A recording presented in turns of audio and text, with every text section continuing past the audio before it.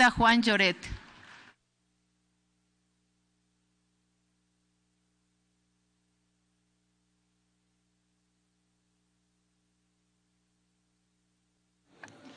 Muchas gracias, Presidenta. Un saludo cordial a los colegas legisladores, a los representantes de las diferentes universidades que hoy nos acompañan en este pleno hasta estas horas de la noche. Quiero aportar con algunos criterios en el tratamiento de esta importante ley para el país y sobre todo buscando el bienestar universitario, buscando siempre generar esos criterios que aporten en beneficio de los estudiantes y sobre todo del sistema universitario y académico.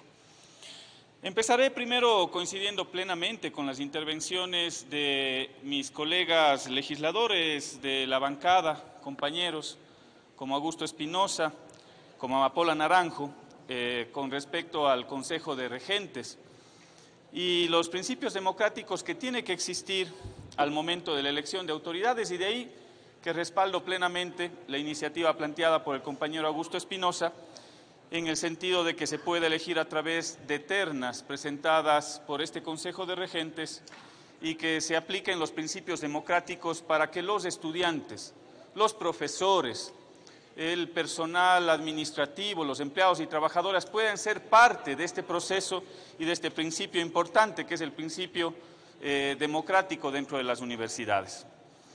También me parece importante hablar sobre el fortalecimiento de las becas estudiantiles que nos permite a los estudiantes trascender en las fronteras del conocimiento y sin lugar a dudas poder ser beneficiarios de este sistema de becas que han venido aplicándose sobre todo y de manera importante en estos últimos 10 años de revolución ciudadana, de transformación que ha vivido el país y el Ecuador.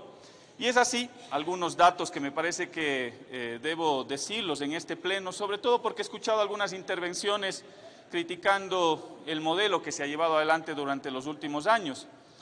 Fíjense ustedes, colegas legisladores, en los 10 años anteriores a la revolución ciudadana, el número de becarios en el Ecuador no llegaba a 600 en esos 10 años.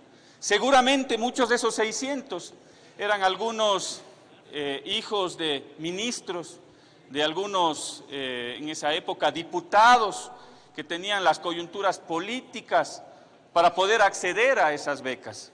Eso cambió en el Ecuador y hoy podemos decir con orgullo que el número de becarios y de beneficiarios, los estudiantes a nivel de todo el país, llegan a 20.000 becas, que se complementó con la beca de Esteban Arévalo, un joven estudiante que hoy es becado gracias a esa política implementada por parte del gobierno anterior. ¿Cómo no recordar? Y yo soy testigo fiel, cuando recorremos los distintos lugares, los distintos puntos del país, nos encontramos con algunos de esos beneficiarios. Por poner un ejemplo nada más, en un recorrido por la parroquia Susudel del Cantón Oña, quizás una de las parroquias más pobres que tenemos todavía en la región austral. En medio de ese recorrido me encontraba con doña Carmen Delec.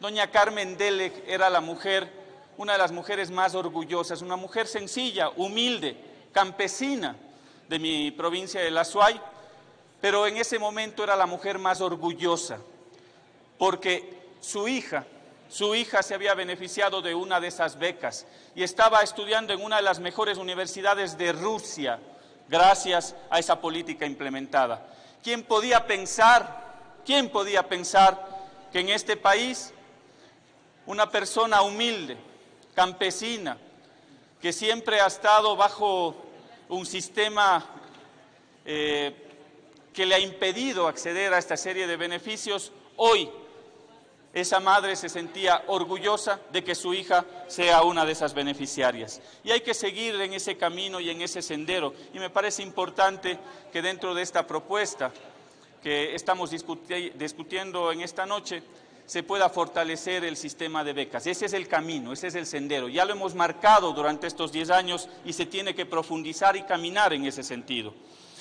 También quisiera hacer una intervención con respecto a la accesibilidad a la universidad. Para esto hay que ser claros, se necesitan recursos, se necesita infraestructura, se necesita un mayor número de maestros, de docentes. No se puede transformar la realidad del país de la noche a la mañana y eso hay que ser claros, no podemos caer en la demagogia de poder ofrecer y como he visto en algunas campañas, sobre todo gubernamentales, yo les invito a darnos un baño de verdad, un baño de verdad. Si bien es cierto, se ha incrementado el número de estudiantes en las universidades, pero ¿dónde está ese número de estudiantes? Precisamente en esos cursos de nivelación. Yo les pongo el ejemplo, ayer conversaba con el señor rector de la Universidad de Cuenca y me daba algunas cifras que reflejan esa realidad. En la Universidad de Cuenca se abrieron en este ciclo 2.361 plazas o cursos de nivelación. Por supuesto, eso asoma en las estadísticas del Gobierno Nacional como si se hubiese ampliado el acceso a una carrera universitaria. No nos engañemos, démonos un baño de verdad. Lo que se ha dado es un curso de nivelación, de nivelación. Si ustedes revisan la capacidad, por ejemplo, de la Universidad de Cuenca, en los últimos 2 años,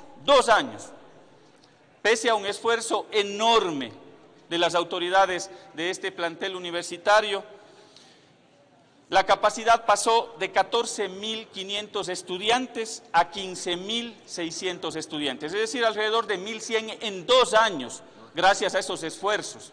Por lo tanto, es necesario decirle la verdad al país, a los estudiantes, y también tener las cifras claras al momento de comunicar a los ecuatorianos, a los ciudadanos. Claro que se ha incrementado el número de estudiantes, pero 2.000 en el caso de 2.361 en el caso de esta universidad corresponden a un curso de nivelación. El tema de fondo, el tema del número de estudiantes, todavía no lo hemos logrado resolver a nivel de accesibilidad a las carreras universitarias.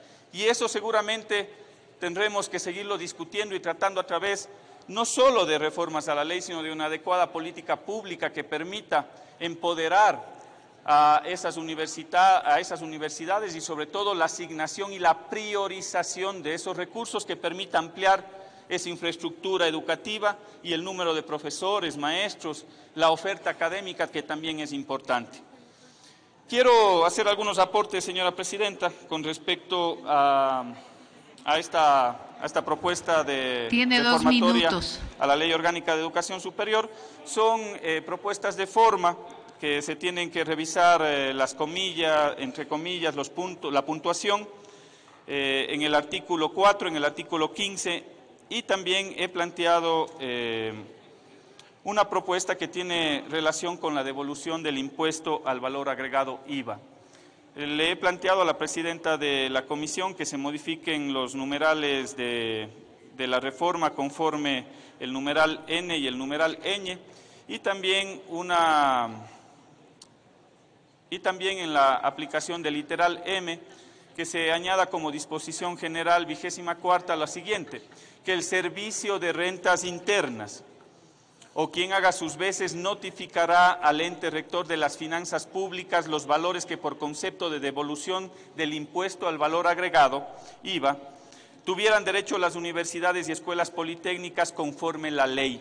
Estos recursos deberán ser asignados al inicio de cada ejercicio fiscal. Es importante recuperar esos valores de IVA que ha pagado la universidad. En el caso, solo en el ejemplo de la Universidad de Cuenca, hay valores pendientes por cerca de 9 millones de dólares en lo que tiene que ver con devolución de IVA. Ha habido un compromiso de la CENACYT en algunas reuniones que han tenido con las universidades y que hasta ahora no se ha cumplido con relación a este tema. Por eso es que estoy planteando esa modificación y también quisiera hacer un aporte con respecto a un régimen especial que se tiene que aplicar dentro de la contratación pública para que las universidades tengan la posibilidad de ejecutar oportuna y rápidamente su presupuesto, su asignación fiscal.